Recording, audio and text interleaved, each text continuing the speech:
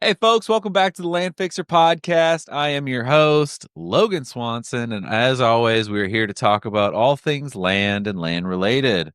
We have Mary and Anne Danielson with us. Say hi, folks. Hey, hello there.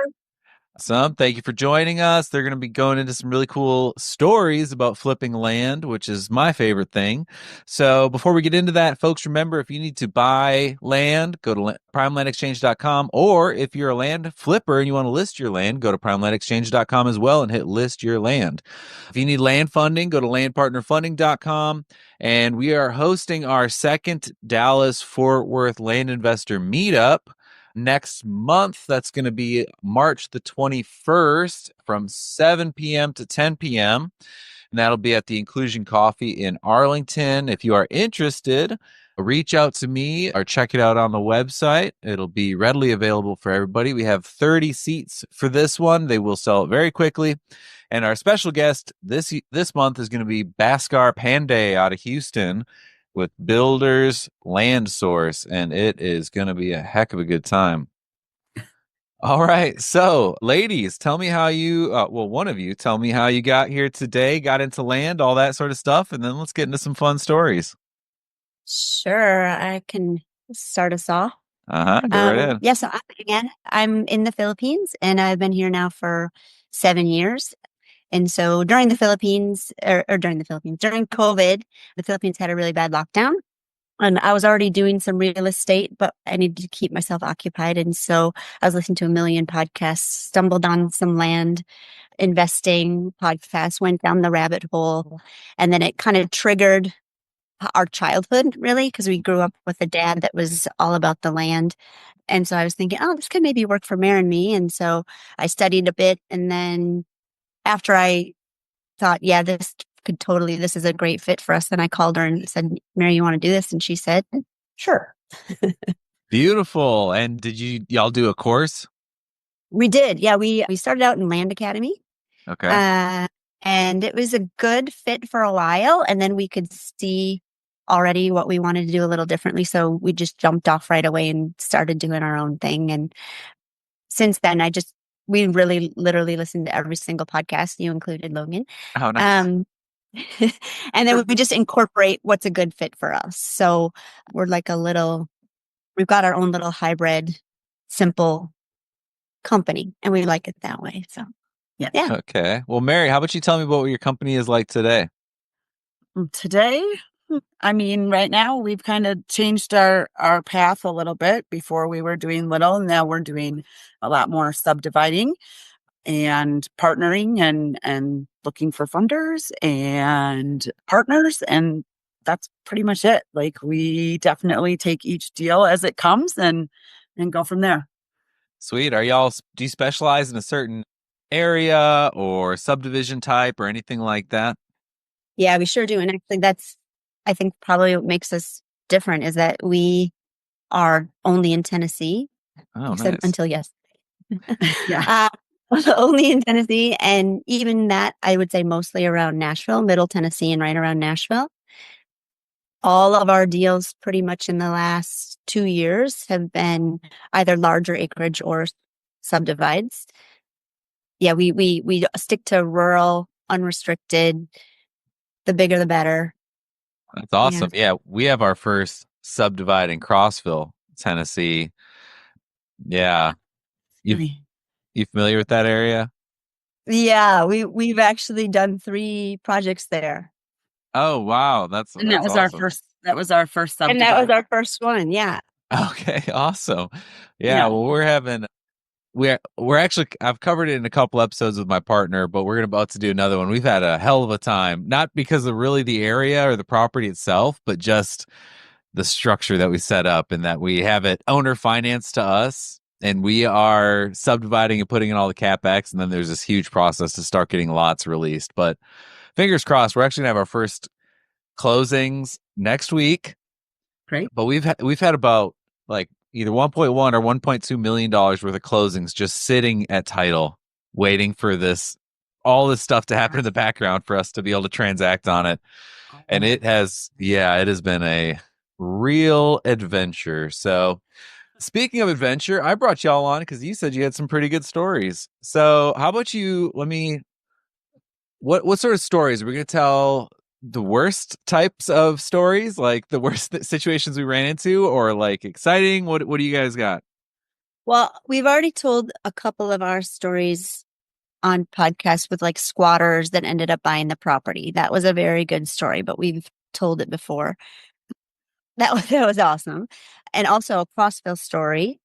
We had a lady that didn't use the phone, so we had to write her letters, and that's how we got our first subdivide. And That's that was so a really funny. yeah, that was that was a good one. But we've already told that story. So yesterday, I mean, every day is a story in land, right? Yes. Would you Yes. say? Like every day there's a new character or plot twist. So yesterday, Mary got a little curious because somebody was talking about how lovely this land was that he walked. And our rule is that we only do land in Tennessee, right? Like that's like number one. And so she's like, "Oh, I'm curious, send it over." Well, then she falls in love with it. And then I start digging in and then I talked to the guy.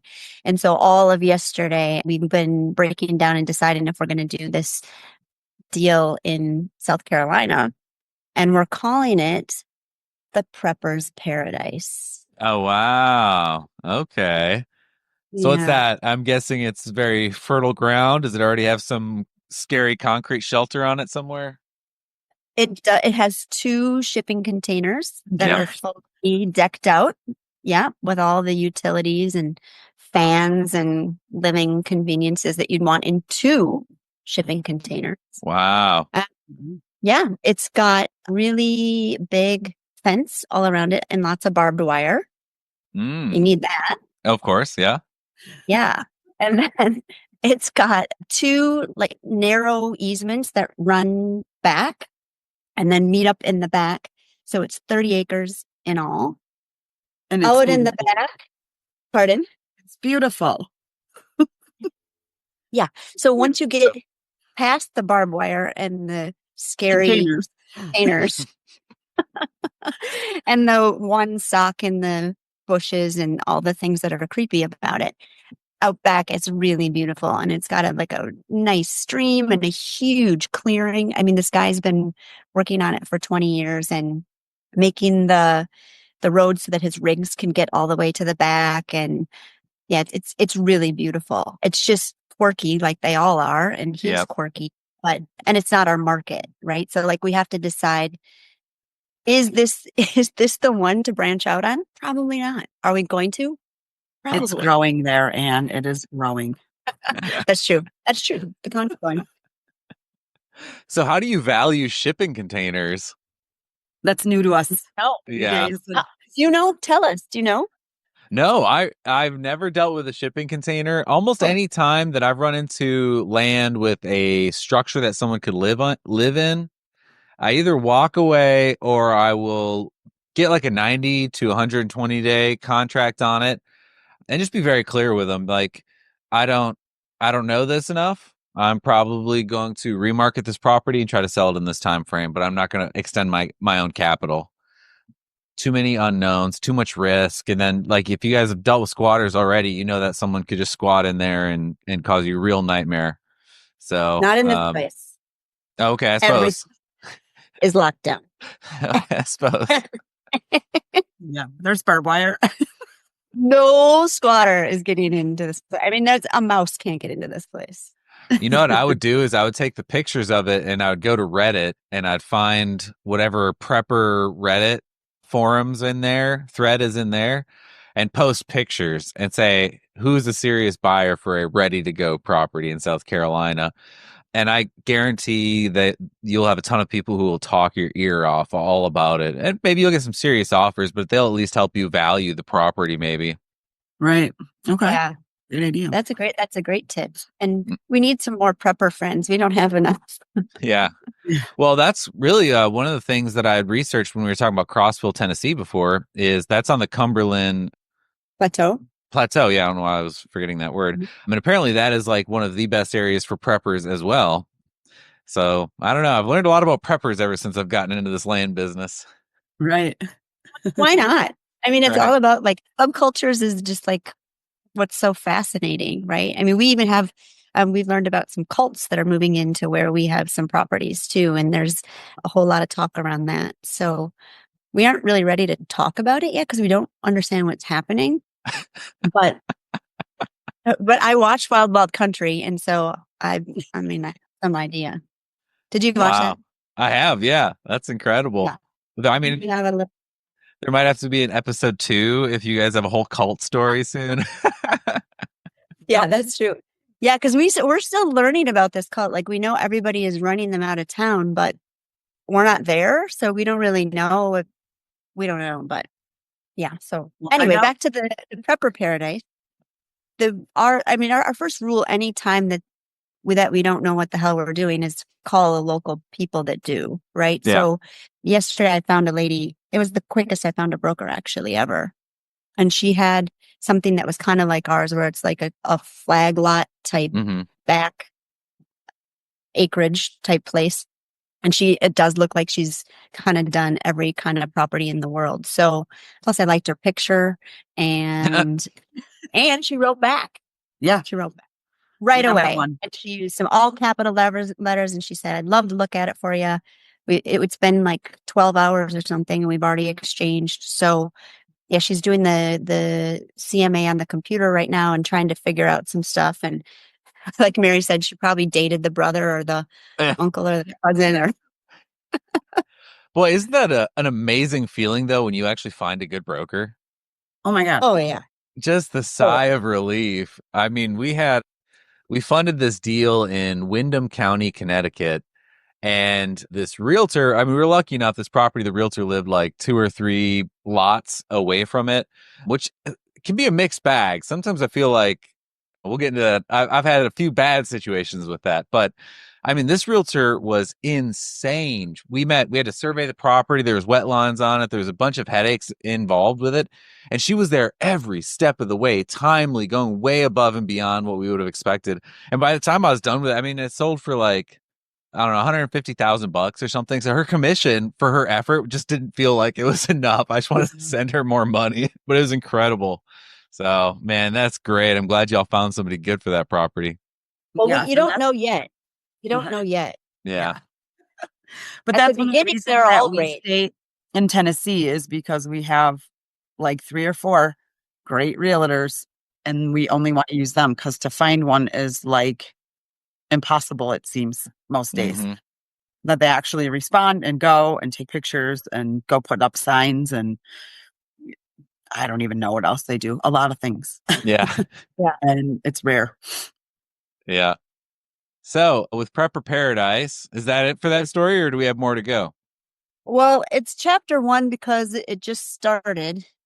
So we're yesterday in the morning, I was really excited about it and I said, let's go. And then the more I dug into it, it's going to be kind of a question of like getting utilities back, Mm-hmm. and like what's already there. And then how far does the electric already go? Because we already know that those are the deal breakers, right? Like those little value adds. If you've got something like that with a flag lot or a long driveway or something that can really just, cut way into your profits. So that's part of it is figuring out what the heck the deal is with the utilities.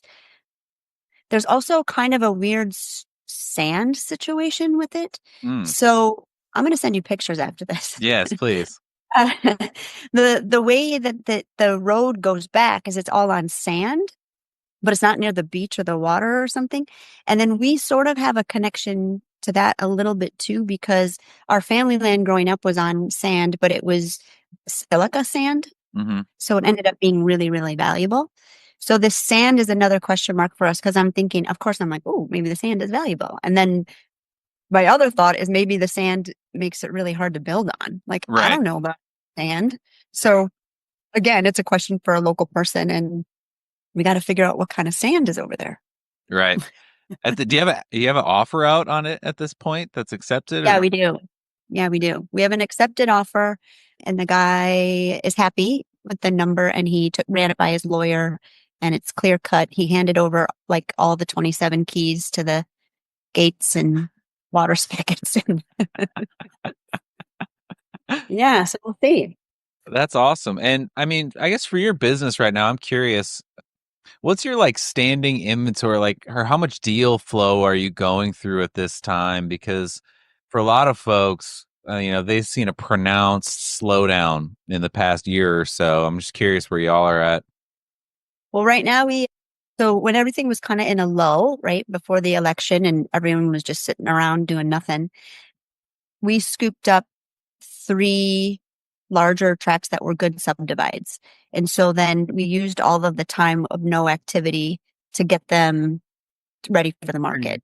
Mm-hmm. And so then they all, well, not all, 2 of them hit the market in January. And then one of them has some county approvals because we're doing some smaller tracks on that. So that won't hit until March. So we just kind of started doing some neighbor postcards and some like pre-marketing in the area. And there's been a lot of traction from just local folks that want to buy there, but then that won't come out until March. So I think we kind of got lucky because usually in December, we do a slowdown. Mary's kids Mm-hmm. are in a ton of sports, and my family always takes a month-long vacation in December. And so we tried to, we kind of knew we'd be slowing down, but we just wanted to keep the wheels turning in a way that we could without people buying. So we just tried to like prep. Hey, we're Ha ha preppers too, ha! right? You are preppers yourselves. Look at that. Ding ding. Yeah. Well, let's get into a meaty story. How about a nightmare? Do you have any like nightmare situations that you've been through? I mean, Crossbell was not awesome. Okay, tell me about Crossville. I mean, Crossville turned out okay, but we had a bad realtor situation. Who is the We had it realtor? on. Hopefully, I'm not using that realtor. Well, I'm not going to say his name, but Okay, We'll name mess with names me. off camera. Yeah, Okay. yeah, yeah. we'll tell you. We'll for sure tell you because he just. I mean, he was great, kind of like a grandpa type style, but he definitely was a good old boy, and he had some properties that he was in on just down the way, and so we went to like search up our property, and he had it listed. What was it listed in? Like you couldn't It's search it right. for what was it? What did he have it listed as? Though I don't remember. It only came up if you could say the exact address and acreage and farm. So like if those filters weren't selected, then the property you couldn't find it You couldn't on a find it. search. So he was what? Just trying to let the price go down and then he would buy it, or what was his goal? I think he wanted to have his properties that were similar to ours sell first because they Ah, were competitors. And so it took us a little. I mean, Anne's really good at checking, all the listings often. And then we're like, what? Where's our property? And then we would message him like, hey, we're not seeing it. And he's like, oh, they're on everything. Blah, blah, like we're like, no, they're not. And then eventually, I don't even know how we ended up finding it, but we're like, okay, these filters are impossible. Like we know the acreage, the street name, you know what I mean? Like, and it's forever for us to actually find them. And so it definitely made the deal longer. And then once we got it in the hands of the right person, it was like, oh, that was how it was supposed to go, like in a month or 2, how I oh can't remember how man, quickly she sold them, but it was not awesome. that's crazy. Now Yeah, I'm like, it was okay, really shady. It yeah. was like a buried listing, and it was, yeah, it was pretty, at the How do, time, man, it was a nightmare.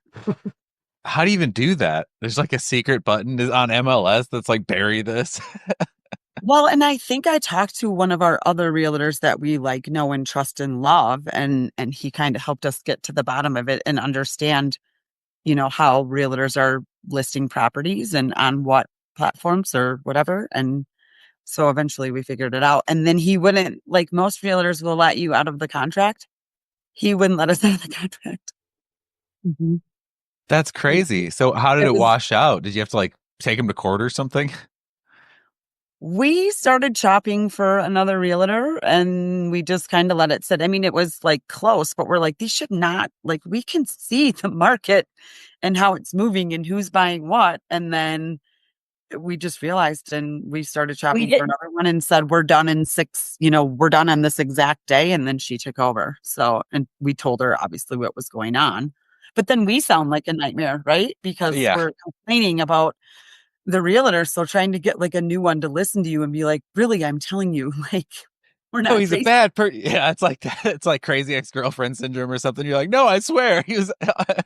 Yeah. And I mean, and that's just it. Like, there were a couple realtors that were like, well, man, blah, blah, blah. And I'm like, I'm telling you, like, I mean, I was obviously just done with them, but it was kind Man, of, the realtor search again. I guess this is about the realtor search. right? Yeah, and I've done an episode over. I mean, that is at the crux of it. I mean, if you're dealing at a certain price point, you need that. That is, yeah.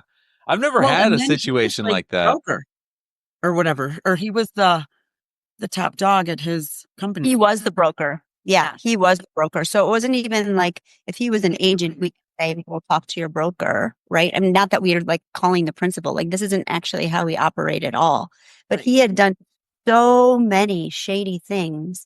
And then we just realized, you know what? The best thing to do in this situation, because we're probably going to do more business there. I mean, now we've done 3 projects in Cumberland, is just to wait him out. And so we Mhm. did. And then when we found the woman, and actually she was kind of familiar with him doing some slippery things before, she just said, it's okay. I have a really big buyer's list. We can get people lined up. And then when you're out of the contract, it won't be long. And that's how it went after that. So, yeah. And literally the day we were done, she was like up and ready to go, which Yeah, was awesome. that's true. Yeah, it was great. Yeah, that's crazy. So, how about your biggest win or your biggest success? Do y'all have any glory stories? Same freaking property. I mean, yeah. In retrospect, once it's in the rearview mirror and we aren't dealing with, Right. I mean, the thing about that one was it did seem like it took forever. All in all, I think it was 11 months, right, Mare? Mhm. Yeah, that sounds about right. And the purchase was like 62 and and we sold out at 323. Oh, wow. Yeah. Yeah. Yeah, that's not bad at all. We're at That was 14 months without a closing yet. So, you win. yeah. Yeah. It's coming though. Oh my, it's gonna be the sweetest we thing. you will definitely dance, and then the next day you'll already forget about it. Oh, I know. That's what I was about to say. It'll probably just happen and I'll immediately move on to whatever the next thing I need to worry about is. It's like we don't celebrate. Yeah. We don't celebrate. We did have another kind of nightmare that had a happy ending, and that was in Monterey, 5 miles from Crossville. Really? Yep. Yeah. Tell me about that one. What sort of property? Let's That- give stats too. Okay, it's this many acres. We did this so people can Okay. kinda like So this one was 22, 22 acres. 28, 20, no more, because it was 20 in the 20s. We can't remember. yeah. And it was just a 3 split. And we actually used the same surveyor that we did on the Crossville one. And we had a decent relationship with him on that property. 2 things went wrong with him on this one. One is he said, I'm trying to get back together with my wife.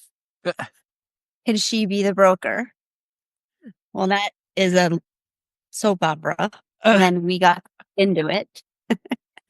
And then the second thing he did was not record the new child parcels with the county. And he signed it off on the survey and we paid it without realizing that he hadn't recorded the new APNs. And then he was too lazy to get back out there. So we were sort of left with a prelim survey that we'd paid off on and we couldn't get him to go back. Nuh-uh. Mm-hmm. So maybe give us your surveyor's name. We'll run it. Yeah, afterwards. Yeah. Yeah, we paid for it in the first closing. So his wife was able to sell the first child parcel. And so we had paid for the survey, like they got paid their realtor commission and then paid for the survey. And then he just didn't give us the descriptions once their contract was up for the other 2 parcels. So then when we had a buyer, he wouldn't do it. So we were going to have to get a new surveyor. Well, then go ahead, Anne. This is the good part. This is Wait, but wait, the only other thing is that he was so stubborn and also slippery that the title company was calling to say, hey, we need the legal descriptions. Like, come on. And then he would say, like, oh, I'm taking my son on a field trip. I can't do it right now. Like, he never said no. He would just have really weird excuses. Remember that? Yeah. It was bad. Anyway, so we gave up on him kind of, and then the happy ending. So, okay, on this, oh my God, Mary. And then we visited it, and then I pulled the Oh, yeah. signs out. Oh my God. Okay, so then that last summer, it was sitting so long and it wasn't getting sold. And we knew that like they just were like a set it, forget it situation with the ex-wife they were kind of rekindling, blah, blah, blah. I went out there with Mary, and all of the brush has grown up. We had it all brush hogged, but now time has passed and it grows fast, and it was up over the sign. Right. So I dig in the bushes and I'm like going through, and Mary's like, there's snakes, don't go in there. And I just pulled out the sign and I was so mad. And I said, take a picture of the sign in the weeds. And I said, look at this. Like, you're not marketing our property. And the thing is too, we like literally don't complain. We love our realtors. We send them gifts. We like celebrate their kids' birthdays. We aren't like this, but he was really kind of yucky. And he was the surveyor that wouldn't do the description, and it's the wife. Anyway, we end up meeting and like adoring the original buyer of the first property, because he had already started putting in the gravel. He had it like we helped put the new culverts in. He had a mailbox out. He was like clearing brush. He was starting his build site, and it was looking so good. And so I wrote him a note and I said, gosh, your build site looks so great. Da, da, da. And then he said, ladies, are the other tracks still available? And we said, well, they are. And so then he said, I can't afford it yet. Will you wait for me? And so, well, here we are. Yep, we did. Yep. Nope. Mama Mary said, no problem. Just save your pennies. We'll wait. And so then we were going to close in December. Why didn't we again? Oh, little mistake with the bank. Oh, yeah. So he was a little shy. And then we said, it's okay. We'll just do a promissory note and you can follow up with us on this little, dingleberry amount of whatever it was. And then the bank found out that we were floating him the 10K or whatever it was. And then they said, no, that counts as a lien and he can't have the property if we're going to give him the loan. Right. So then we just kept waiting a little longer. Yeah, we were just patient. And now we have a new friend, and he has a dump truck company. So, and we're in the area and we need gravel a lot. So that's awesome. Look at that. And all set up. Yeah. And now all that time, he could have just bought the whole thing to begin with. And we wouldn't have had to deal with the surveyor. So we had to go back to the title company and have them put the original master description back together. And now it's one big happy chunk of land again. All for nothing. All for nothing. All the emails to the surveyor, being very nice to the surveyor. And then I was like, oh, we just closed on it like last week, actually. And I'm like, can I email whatever titled people, or the surveyor Better Business Bureau? Yeah. We're just gonna, sorry, I don't know what it's called right now. So angry. And she's like, nope, we're just gonna sweep it under the rug. I'm like, fine.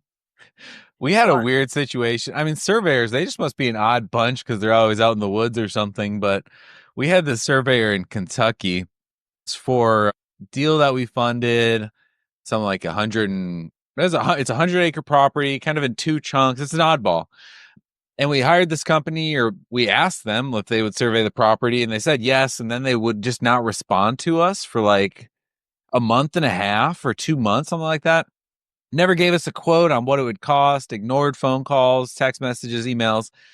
And then finally, like the day up, or like 2 months later, they just send us a bill and they're like, yeah, you owe us $8,000. Here's the survey. And I was like, I mean, you could have given us a quote or something, So we're like, well, we're going to have to do something here because you never said this was going to be an $8,000 boundary survey, Yeah, it was just such bizarre activity. And then they were immediately like blowing us up, calling us 5 times a day, 10 times a day, calling the title company, calling our broker. Where's our money? Where's our money?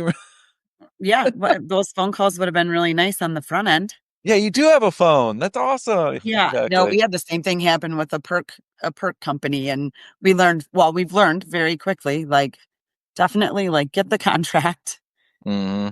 And I mean, this perk guy was like a 3-month wait list, and I was like, "All right, let me know when you're gonna go." Nope, $850 bill, and then we weren't even doing that property anymore.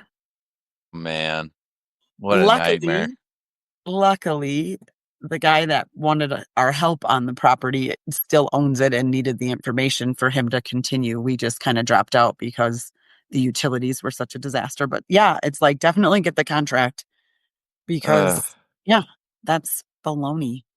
And that's the thing too, is if these guys have a opening in their schedule or something is canceled or weather somewhere keeps them off another job, then they say, "Oh, okay, I'll just go do this other one," which is Fine. awesome.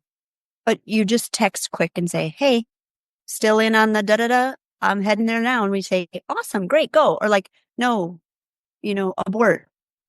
It literally just a text to fill in people. Communication actually really matters, right? Like if the plan changes, just check in. Yeah. That's it. I Yeah, mean, bizarre seriously, write up your own activity. contracts with them though, like, "Hey, I will text and inform," because that's a lot of money to just, "Oh, we're not even buying that property anymore, but thanks." Yeah. Well, we got time for one last story. Do you have any other favorites, favorite situations, favorite properties, beautiful views, anything incredible that you've done? Um, My favorite is well, celebrity. I know, but maybe we should just talk about the penny situation because we're still in it. Okay. You said Okay. no? No? No.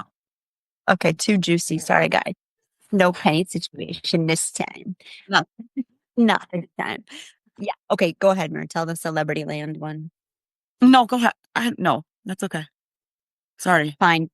We got a great call on a mailer.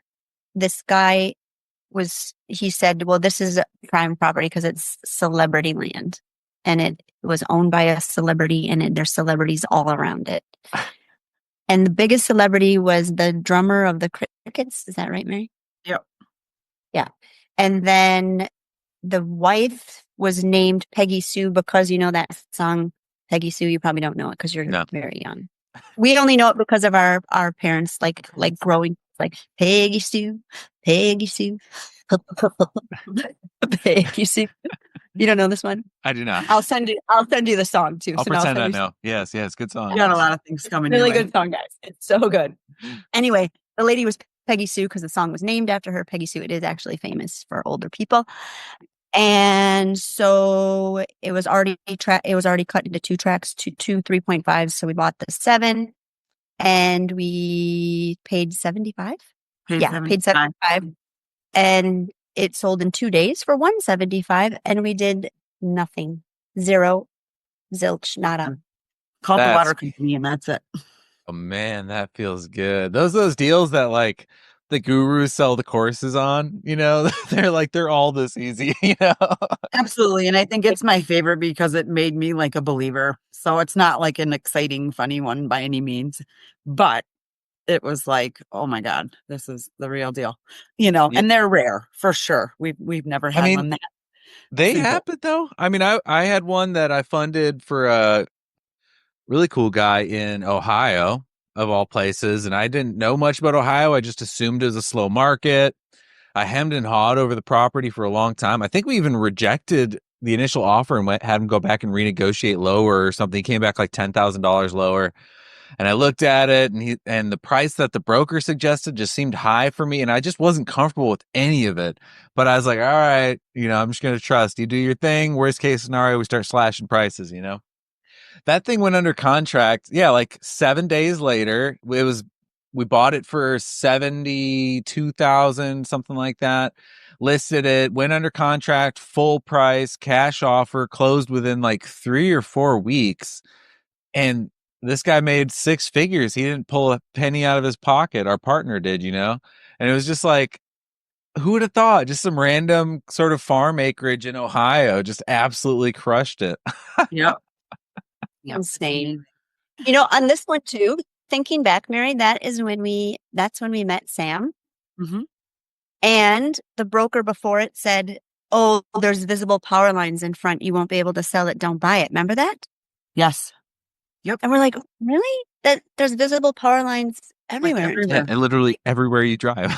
Literally everywhere. Like if they buried them, we'd be lost. Like what is going on? And so then that's when we met this broker who then we definitely rode on his coattails for a couple of years, but he did just break up with us. Yeah. Oh no. Yes, he did. We knew it Oh, was coming. sad day. Sad day. Very sad He's, day. he's a young guy, fantastic. We love him dearly, and he's just starting a new business. So, Well, and it was kind of conflicting with ours. So he's like, I can't go look at your properties anymore because I'm very jealous about the one that you just sent me to. And so Yeah. he came clean and was like, I don't think I should be your broker anymore. So it wasn't a bad situation, and I'm proud of him because he's young and doing yeah. all the things he should be doing. So Well, let's just pray that he fails and comes back to work for y'all. No. yes and no. I mean, we are still bitter in the breakup. So yeah. I Oh, think what we man. can hope for is that he gets a project that's a little too big for him, and then we can partner on it. Partner. There you Yeah. go. That's Yep. right. That's right. We'll be his fairy land mothers. That's right. There you go. Well, ladies, thank you so much for being on. Well, I forgot to mention your Danielson Land Company is your company. You guys got some land for sale, I'm guessing. Do you have any good products that you're looking to get moved right now? Any good properties that are on market? Well, we have a really nice farm, a really nice new split in Waverly. No flood zone, pretty creeks, barn, half wooded, half cleared, good hunting. That's a nice one.